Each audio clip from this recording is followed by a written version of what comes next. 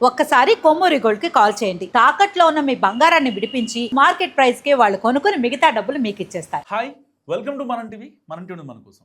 వధువు మెడలో తాళి కట్టిన కల్వకుంట్ల కవిత. మరి ఈ సాంప్రదాయం గురించి మీకు తెలుసా?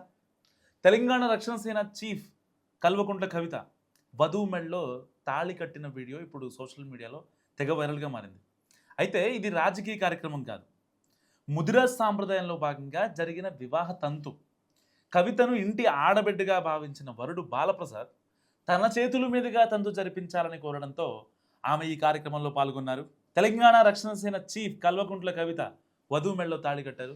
షాక్ అవ్వాల్సిన పని లేదు, ఇదంతా ఒక సాంప్రదాయంలో భాగమే.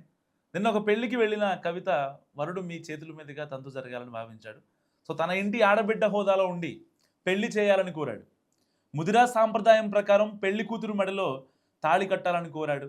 సో పార్టీ నాయకుడి ఆకాంక్షను గౌరవించి ముదిరాజు ఇంటి ఆడబిడ్డగా మారి ఆ నాయకుడి ఆకాంక్షను నెరవేర్చారు కల్వకుంట్ల కవిత. ఈ వేడుకకు ఇటు ఈసీఐఎల్ కీసర క్రాస్ రోడ్లో ఆరాధ్య కన్వెన్షన్ వేదికగా నిలిచింది. యాదాద్రి భువనగిరి జిల్లా గూడూరు గ్రామానికి చెందిన భాషబోయిన బాలప్రసాద్ తెలంగాణ రక్షణ సేన నాయకుడు. కవిత ముఖ్య అనుచరుల్లో ఒకరిగా ఉన్నాడు. సో తెలంగాణ జాగృతిలోనూ క్రియాశీలకంగా పనిచేశాడు.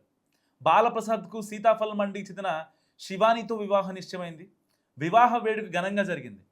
ఈ క్రమంలోనే బాలప్రసాద్ శివాని వివాహ ముహూర్త సమయంలో తనకు అక్కా చెల్లెళ్ళు లేరని, ఆడబిడ్డగా మీరే వధువు మెడలో తాళి కట్టాలని కవితను బాలప్రసాద్ కోరాడు. బాలప్రసాద్ కోరిక మేరకు వారి ఇంటి ఆడబిడ్డగా కవిత వ్యవహరించారు.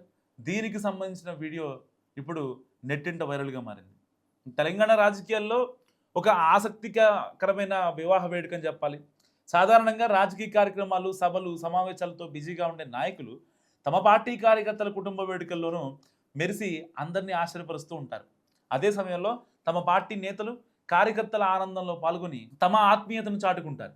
తాజాగా తెలంగాణ రక్షణ సేన అధ్యక్షురాలు కల్వకుంట్ల కవిత కూడా తన పార్టీకి చెందిన ఒక యువనేత వివాహ వేడుకలో ఇంటి ఆడబిడ్డగా వ్యవహరించిన తీరు ఇప్పుడు అందరినీ ఆశ్చర్యానికి గురి చేస్తుంది. మరి మీరేమనుకుంటున్నారు? మస్ట్ కామెంట్ చేయండి.